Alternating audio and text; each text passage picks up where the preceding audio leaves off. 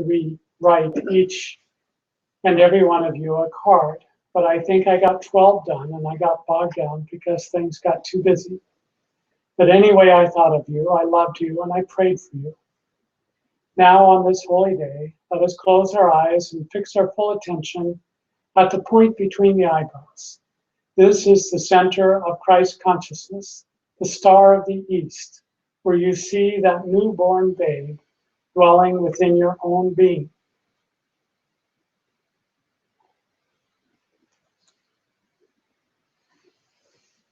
Now let us all meditate very deeply.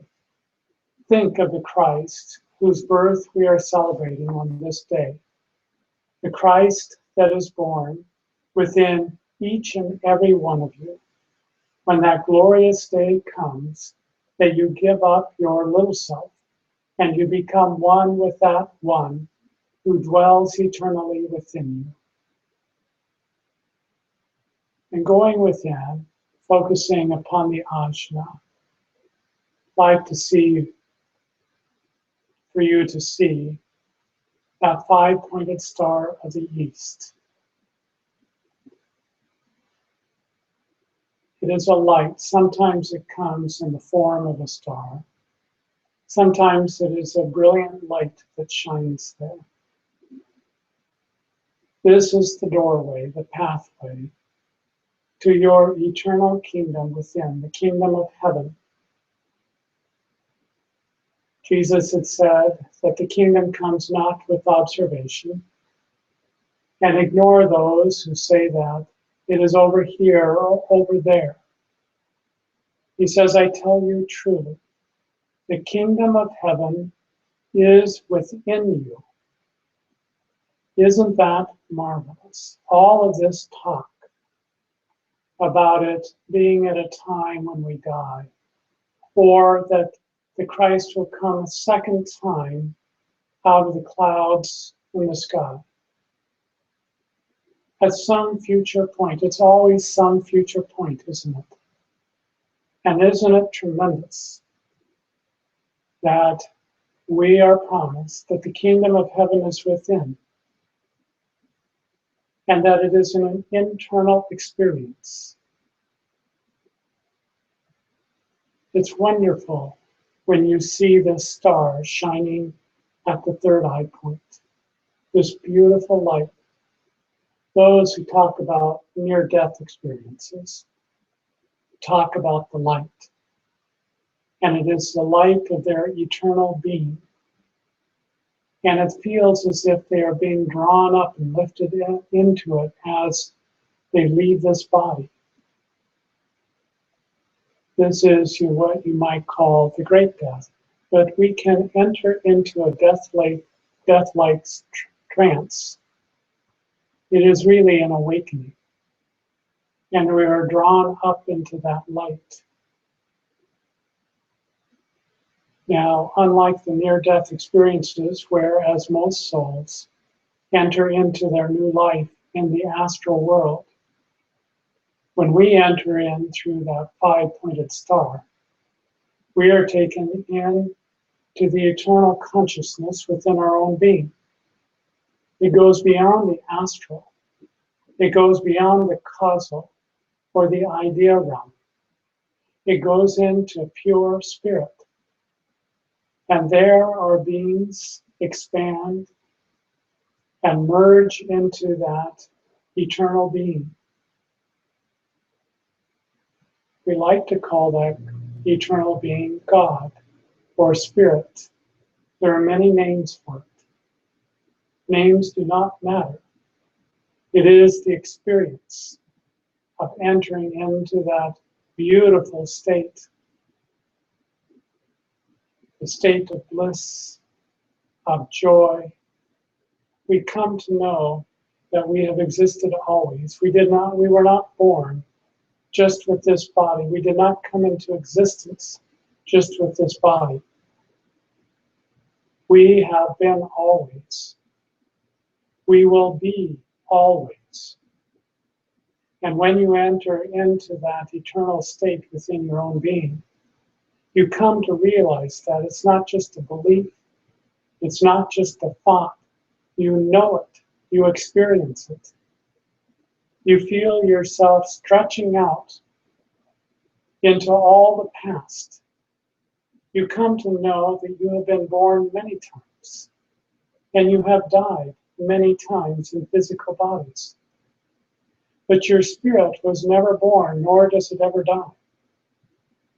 And then you stretch out into the future, and you know that you may take birth at other times in other physical bodies. Or this may be your last incarnation in the physical body. You take birth in other bodies of more subtle types. Or if it is divine will, you are simply merged into your eternal being. You see, it makes no difference to you whether you take on a form or whether you are formless. Whether you have a birth or whether you are just simply in that eternal state. It makes no difference because that pure state of being is with you always when you come into that realized state. It is those who are in ignorance that are drawn back again and again in order to work out their karma until they have come into that perfect apprehension of their divine self. So you see, there is nothing to be afraid of. Whatever we experience in this world is really of brief duration. It may seem like a long time when we're in it. But when we leave this body, we realize it was just a blink of an eye in eternity. And so this is the great awakening. This is what we have come to realize. You have a life to live, surely. You have families. You have an occupation. You have a name.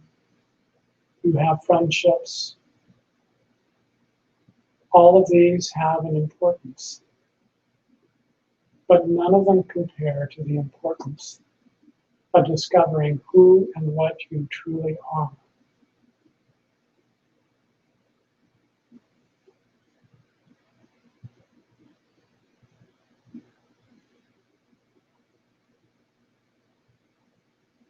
So returning to others' talk, I want to thank you all who have sent me cards.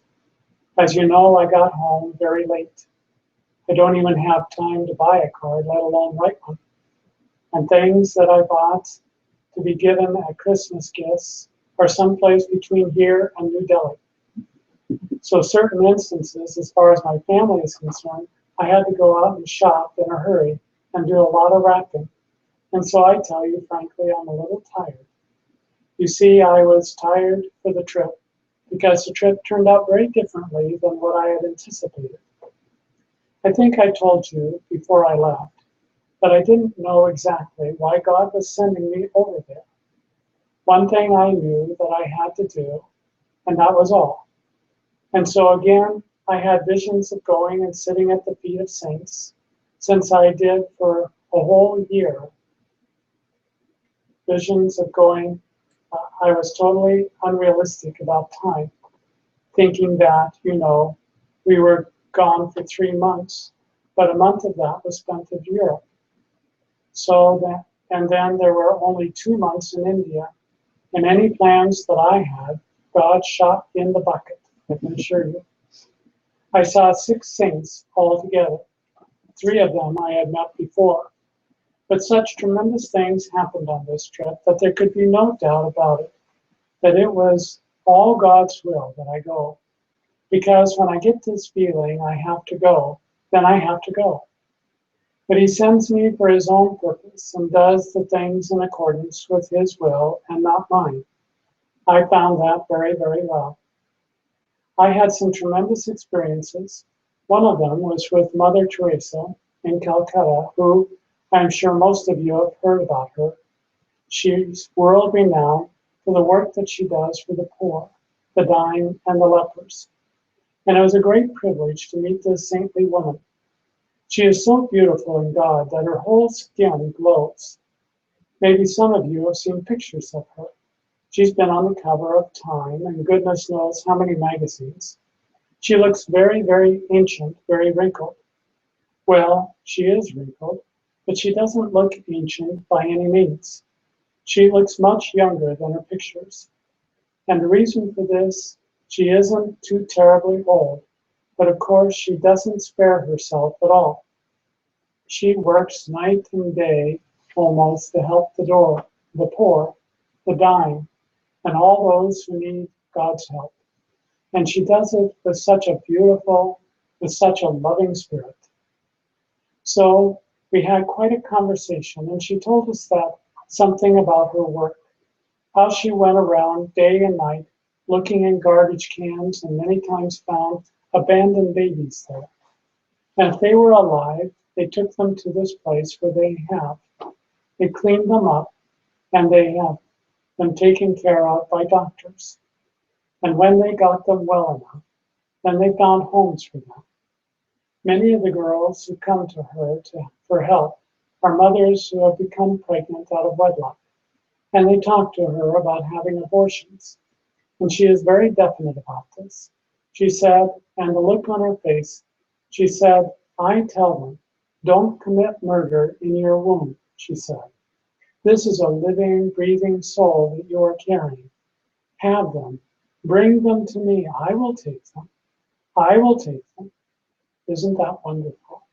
This mother heart of hers, it extends beyond eternity. Then she told about finding the sick and bringing them in and healing them, doing everything she could. And then she told about an instance where one young girl, or rather she wasn't too young, she was, I guess middle-aged, and she had found her and she was dying, and she brought her in. And when she does, she cleans them up with her own hands. She bathes them. She puts clean clothes on them. She washes their hair. She even does their nails so they feel absolutely clean and comfortable. And she said she finished just before this woman died. And she said, you would think, wouldn't you, that a woman who had been in that condition that I picked up on the street, that was dirty, starved, ill, so that she was dying, would have nothing but her own terrible plight on mind. Instead, she said, she looked up at me very sweetly. She smiled and said, thank you. And then she died. She said, I think that is the most wonderful thing she would have done, that. And her whole face lit up like a church. Then she takes in lepers. She doesn't put gloves on when she handles them. Many of them have parts of their body eating away, oozing with pus and dust. She cleans them up with her bare hands. What a soul. So we have a tremendous talk. So she asked me about the work that I did here. And I told her how we conducted our services. And I told her we had tremendous God souls here. And she says, you know, she said, the people are doing so much against God today, she said. It's just terrible, the things that they are doing against God. And I said, Mother, I don't think that they even think about God when they are doing these things, I said.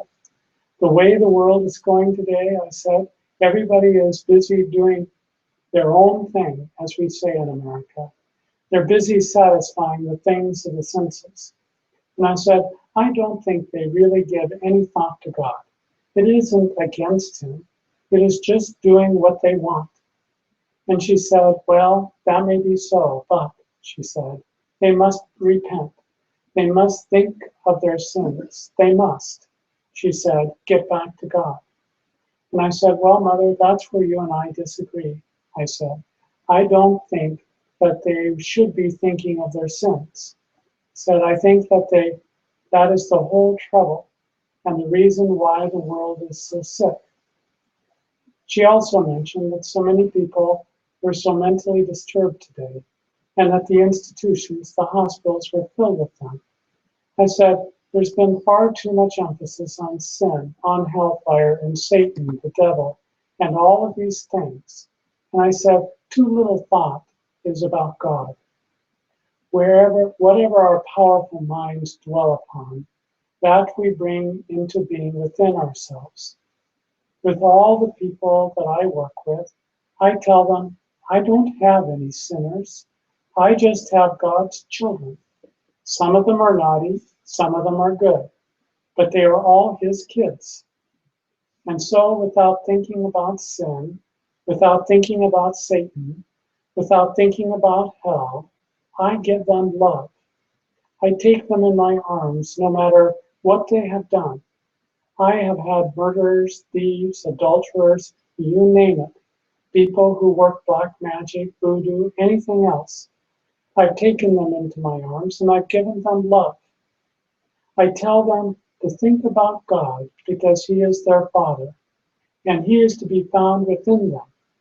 I teach them to keep themselves clean outwardly and inwardly, to respect themselves, but most of all, to love Him, to serve Him with all of the devotion, with all of their hearts, their minds, their souls, and their strength. The change in the ones that have done these things have been absolutely tremendous. I think I have the most tremendous group of souls in all the world. And she looked at me and she said, well, I think they should repent. And I said, well, I agree. We should be sorry for our sins, no doubt. But nevertheless, dwelling on them isn't going to change them, only thinking about God through Christ. And all of a sudden, she said to me, you were a Roman Catholic, weren't you? Just out of the clear blue sky.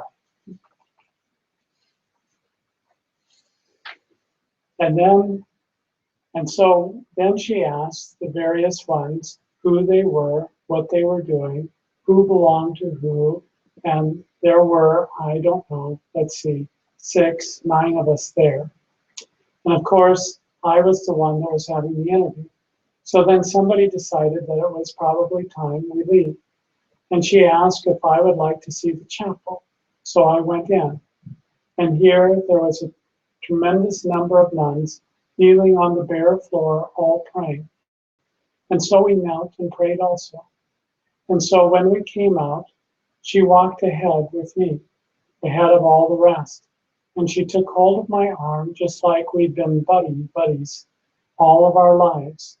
And she said to me, but Mother, she said, I must say to you, you must take communion again. And I said, I'm sorry, Mother, but I am not directed to do that. She said, oh, you must. I couldn't possibly live without taking the body and blood of my Lord every day.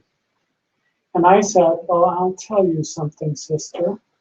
20 years ago in India, I went through the crucifixion. I held the Holy Eucharist in my own hand that came from my own body when the Savior within myself was crucified. I took that Holy Eucharist and ate it. And I said, I have constant communion with Him. What you do is wonderful, but it is only the form.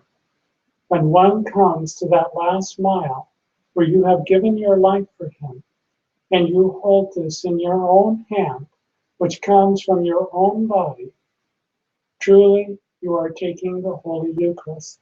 Truly you have communion with the Lord. So I said, I'm sorry, I cannot do it. So she looked at me and smiled very sweetly. And she said, will you bless and pray for me as I shall do for you? So we did. But it was a tremendous experience. There's a story told about her that somebody wanted to take pictures of her. She wasn't in the room at the time, but the photographers had come. It was for some magazine or newspaper. She's world renowned, as I say. And all of a sudden, as happens so frequently in Calcutta, the lights went out.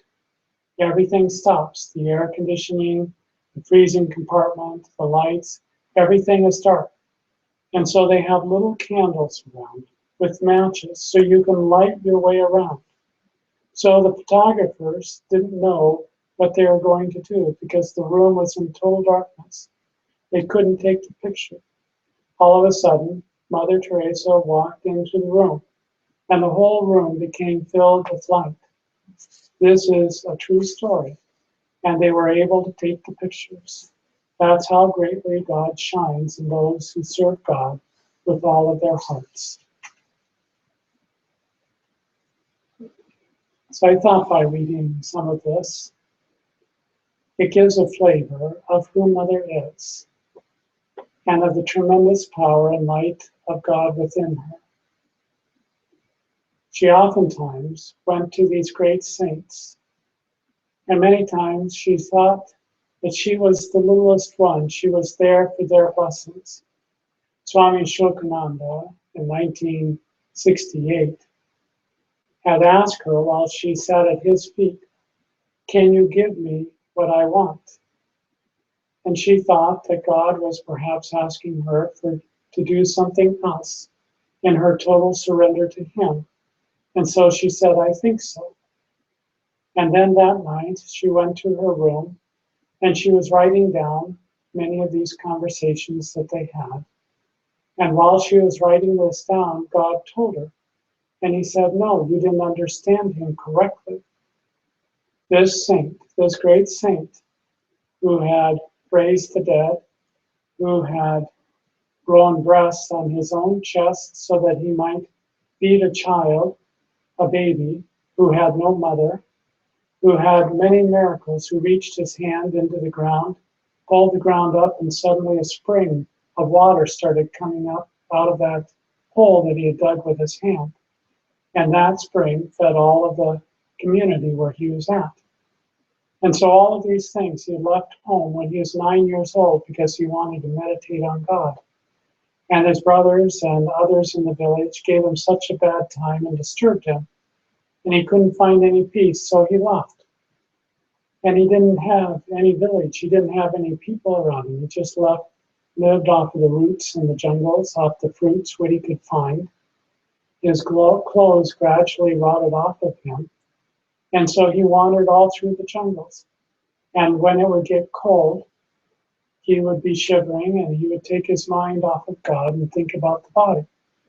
And so he told God, Swami Ashokananda, he said, "I've come here to meditate on you, but here I am thinking about my shivering body. You must take this away so that I can only think on you."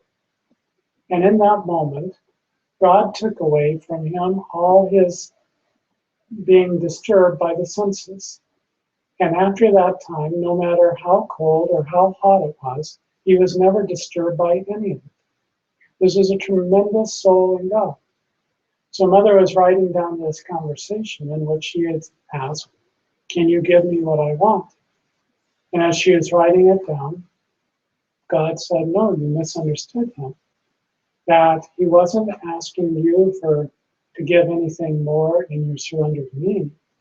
He was asking you if you could give him complete God realization, that there was still a veil between himself and having that total experience." And so the next day she went back and she told Swami Ashokananda what God had told her. And he said, "Yes, that is true." He said, "I went to give myself completely into that ocean of consciousness, and something in me held me back. And so now I'm asking you whether you can help me to have that total experience." So that is a picture of Mother's humility and also her greatness, all in one story.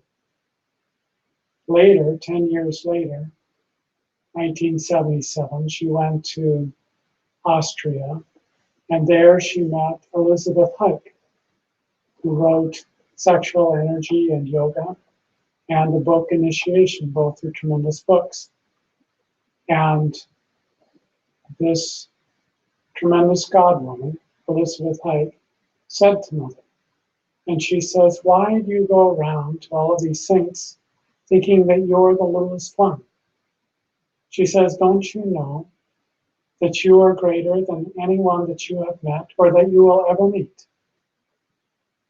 This was a tremendous thing, but Mother had a difficult time accepting it. And so Elizabeth Pike went on and she said, why don't you stand up straight and say, I am that I am? Mother said it was much later, after she had returned back to America. And there was some, even though she was fully realized at the time, because you see, even fully realized souls retain a sense of ego. Otherwise, they wouldn't be able to operate in a body. They have to have some veil of separation between themselves and God. The difference is, when they're ready to give up that veil, they can do so voluntarily. They took it on voluntarily for the purpose of taking on incarnation. But they can remove it just as easily. Whereas the rest of us who have been born into this world with karma can't just simply take it off as we would an overcoat. We have to earn the way. We have to pay the price in order to have that complete realization. So Mother wore that veil, and part of that veil is still thinking that she was the littlest one in God's kingdom. And so at a much later time, she remembered what Elizabeth Pike had said to her. And so she stood up straight as she had been sitting in her chair. She was in her apartment by herself. And she said those words, I am that I am. And she said the experience that she had in that moment was so tremendous that there's no words that could relate to it. So this is the play of fully realized beings. And they do. They come into this world. They are fun. They have a sense of humor. There is drama. There is everything because they join this world in order to help uplift it. They don't go and commit dark deeds in that sense, but they join this world. They're a part of this world. They take on this world. And part of taking it on means identifying with it. But the difference is that inwardly, deep inside of themselves, there is always a part of them who knows who they are.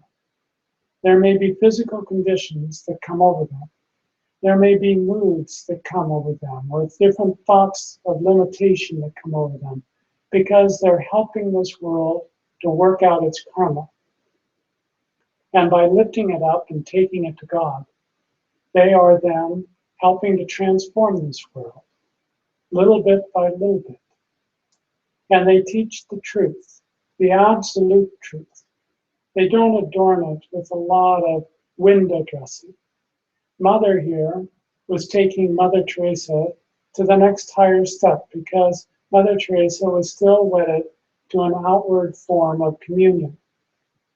This communion that we take with God is something that happens deep within. It is the power and the bliss of God. And in the case when you are in the upward ascension, you have this Christ seed. This time of year at Christmas, we celebrate the birth of Christ. And the birth of Christ comes right within you. You see this light of God at the ajna.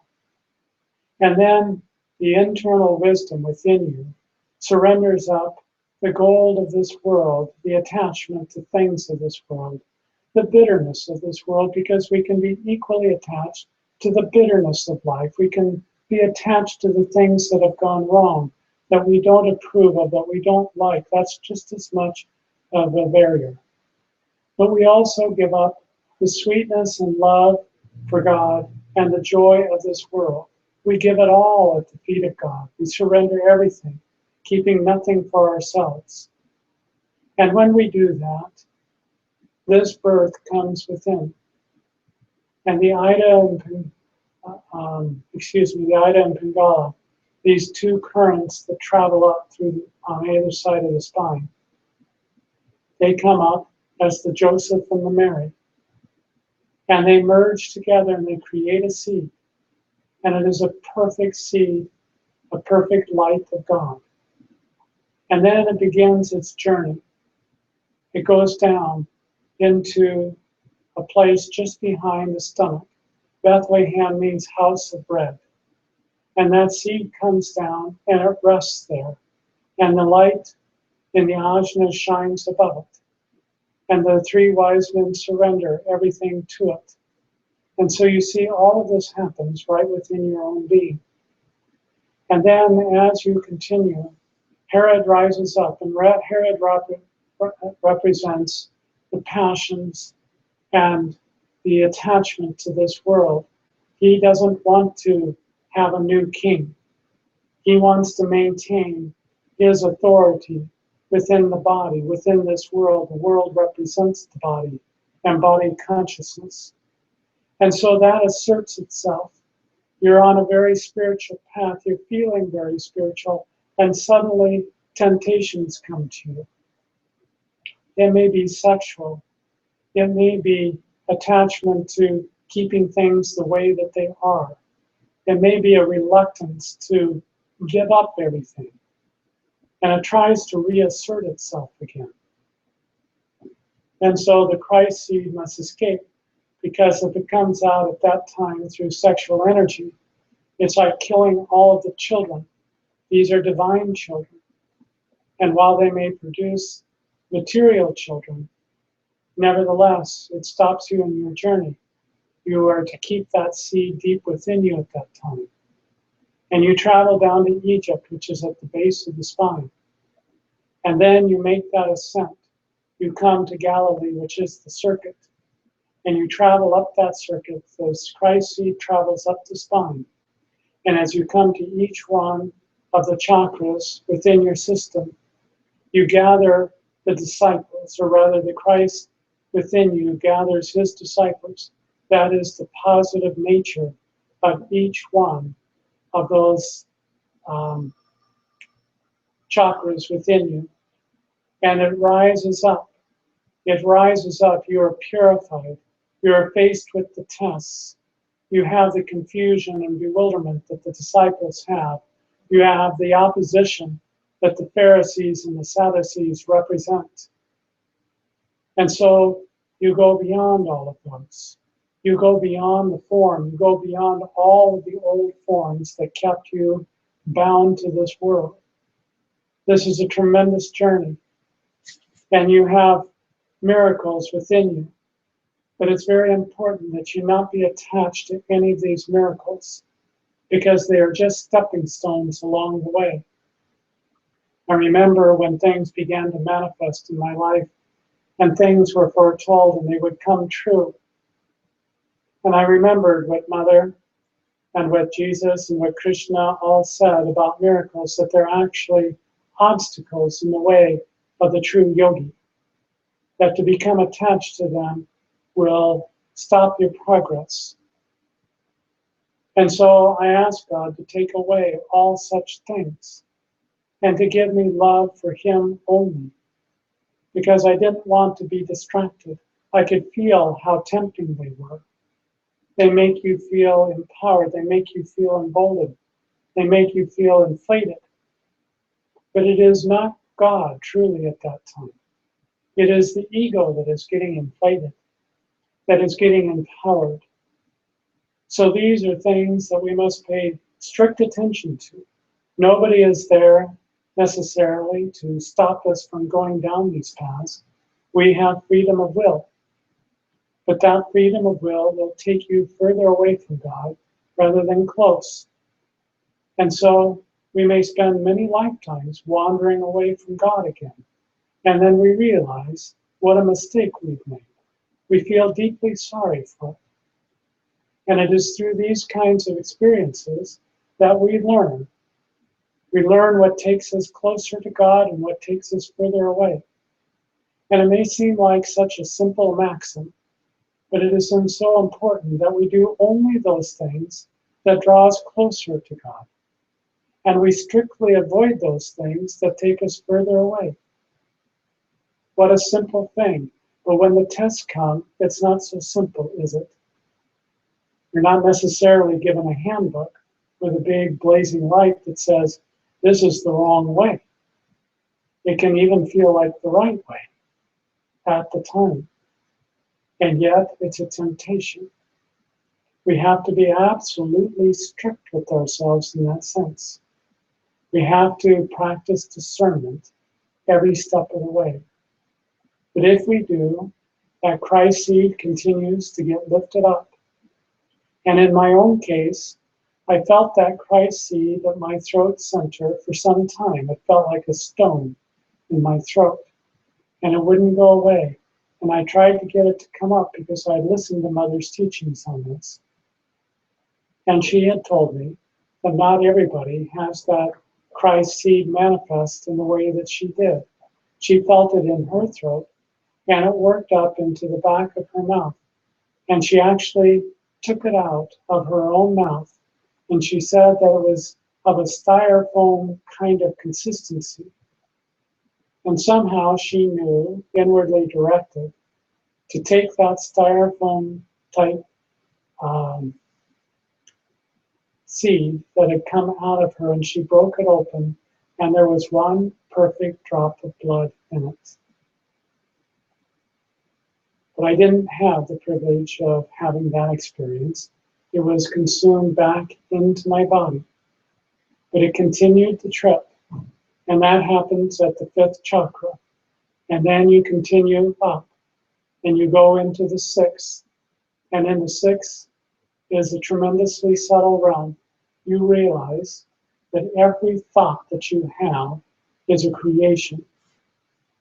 Now this is a tremendous thing, because just think how many thoughts you have all through the day, how your thoughts wander here and there. And not all of them are God, not all of them are good, not all of them are tuned to highest truth. And yet every single one of them is a creation, and we are responsible for that creation.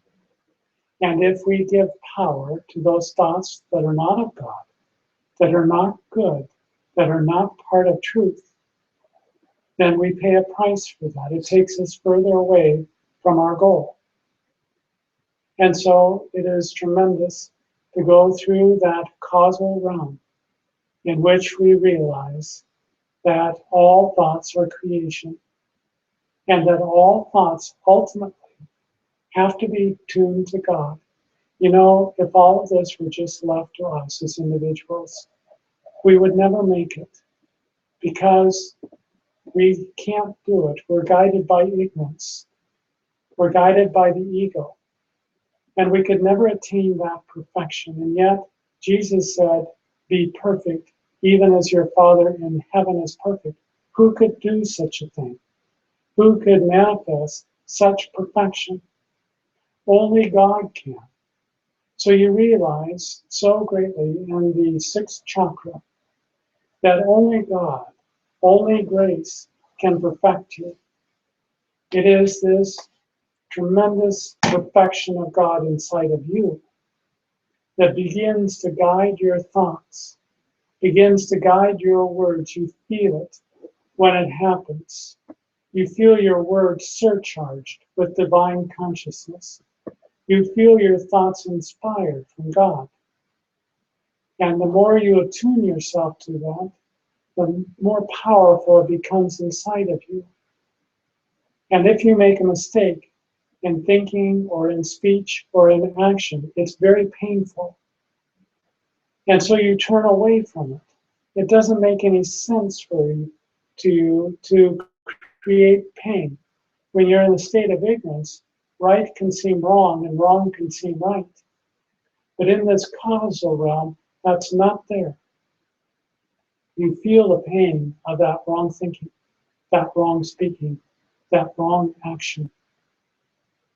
And you feel that attunement and that upliftment to the power and freedom and bliss of God when it is guiding, thinking, speaking, acting through you. And so in this way, you are perfected. You become perfect, even as your Father in heaven is perfect. Now, what does it mean, your Father in heaven? That is at the 7th chakra. And you've not arrived there yet. You're still going through the experience, through the third stage of the mystical crucifixion. But you get to that point and you do what Mother calls going over the top. You come into that state of perfection. You come into that state at the seventh chakra. You go beyond all name, all form, all limitation. You enter into that purity and that eternal nature of God alone. You see how perfect, how beautiful all of these teachings are. They take you exactly where you want to go. And then you are free in God. You are free. You can just simply release your hold on this body and go. Leave this body. Leave the astral. Leave the causal. There is nothing binding you to any of these realms. And you can be in that pure perfection in God. It is really impossible for the human mind to try to imagine what that state is like, because the human mind, by very definition, is limited. It has beginning and end in everything that it thinks. But in this state, there is no such limitation, and you don't want there to be any. There is no opposition. There is no negativity. There is no pain. Suffering is at an end. And you are free just to be. All the intelligence of God. You just think this human body, or even a tiny human cell, or the nature that we see around us, how wonderful it is, how intelligent it is. A scientist can spend an entire lifetime just studying one tiny aspect of nature and never get to the bottom of it all. And so in the eternal nature of God, you have access to all of that intelligence, all of that bliss, all of that light. You simply cannot imagine. And depending on what divine will, because now divine will and your will is the same. When I say divine will in you, there is an element of you that remains, because it is an eternal part of God. It is like some part of your body is always a part of your body, even though it's not the whole of your body. And so you are both.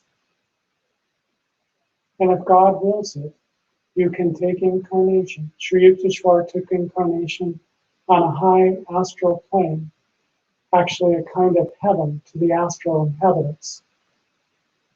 And there he's helping astral beings work out the last vestige of their karma so that they might enter fully into the causal, which would be even a greater heaven for them.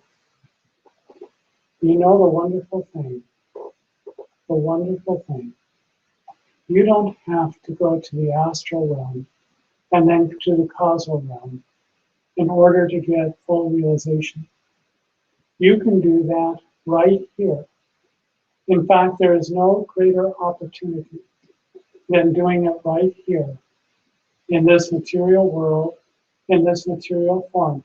No doubt that there are great challenges in doing it because this body is such a strong attractor. It wants to have its say, it wants to have its due. And so the moment that you open your eyes in the morning, you're drawn into this world, into the desire nature of this body, into the old habit patterns. But really, this is the place to make the greatest amount of spiritual advancement, is right here, right now. Because, as the song says, if you can do it here, you can do it anywhere. Once you achieve self-mastery in this physical realm, and you release yourself from the physical, from the astral and the causal, there is no obstacle, there's nothing greater that you have to face. And so we are given a tremendous privilege. Sometimes we think how much easier it would be if we were in an astral form. We can just think ourselves from here to there. It's not such a great painful place to be in that sense. But we should not overlook the fact that we are presented with the greatest opportunity. We have lived many, many lifetimes, I can assure you, to get to this point where we are in a physical body, and yet we have tremendous desire for God. So do not underestimate the opportunity that you have in this lifetime. It is wonderful. And it is true, fraught with difficulties, challenges, but that just means we're given even more opportunity for growth.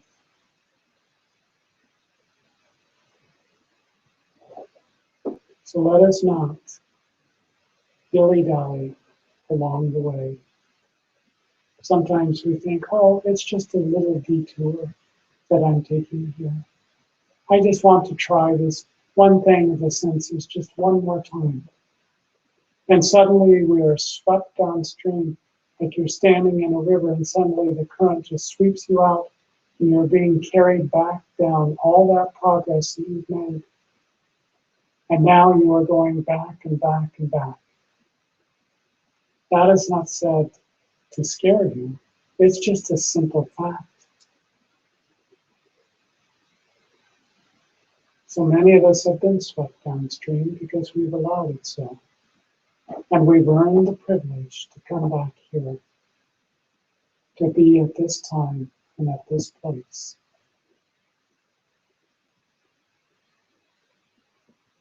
So as we think of the closing of this year and the beginning of a new year, as we think of Mother's life and the example that she set, she had a very difficult life on many levels. And none of them dissuaded her from going all the way to full and complete God realization. And as she would say, if I, as just one little woman, can do it, you can do it. No excuses. No excuses.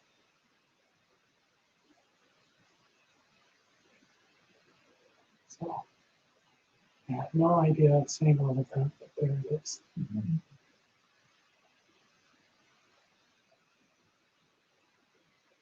So let us go within and meditate. Don't make meditation into something more than what it is. Meditation is simply bringing the mind into a singular awareness of God's presence within you. We are taught to focus on this ajna because that is the doorway. But you can also focus on the heart center or at the top of the head. And then you watch the breath. And as you watch the breath, you let your whole body and mind settle down. So much of your days are taken up with all of the demands of this body and of the world. But your time in meditation is your time with God. And so you let your mind settle down. You let your body settle down. You open yourself to the divine presence within you. It can be just a feeling of stillness, of peace, of joy, a radiating light within you. The sound of Om or Amen coming in through the back of your head.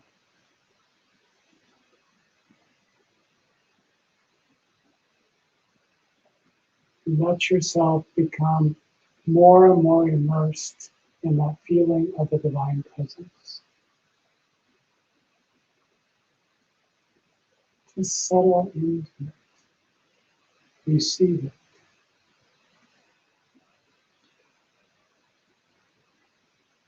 And as your mind focuses on this divine presence within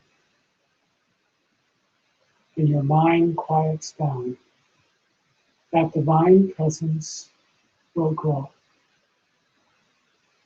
It'll expand.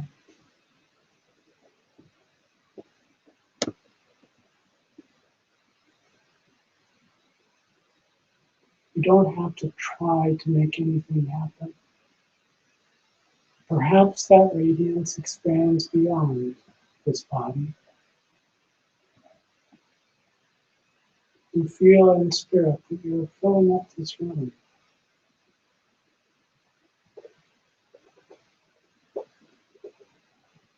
Where suddenly you behold this world as if you're in some point in space. And you see this wonderful world, all part of the radiances within you. And you feel it is also part of all creation.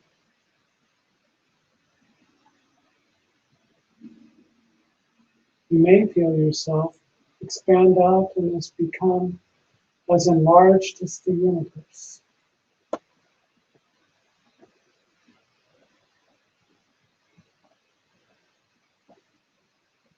Lahar Mahashaya, Mahashaya being large-minded, this identification with the pure spiritual self in being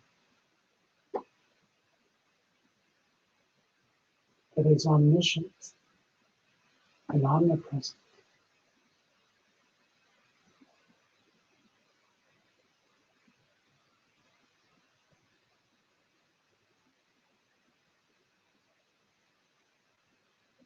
Just simply allow your mind to merge into that.